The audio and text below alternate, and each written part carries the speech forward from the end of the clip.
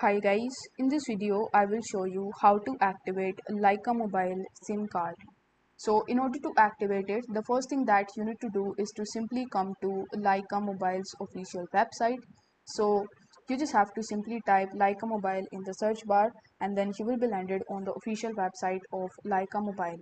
On the home page you will be able to see this activate button. So you need to click on activate and then you will be landed on the SIM activation page. Now over here you need to provide the information that it asks you to provide, like the phone number that you want to activate and some of other information. It may also ask you to enter your personal information and some of the plans as well. So you just have to follow the instructions in order to activate your SIM over here.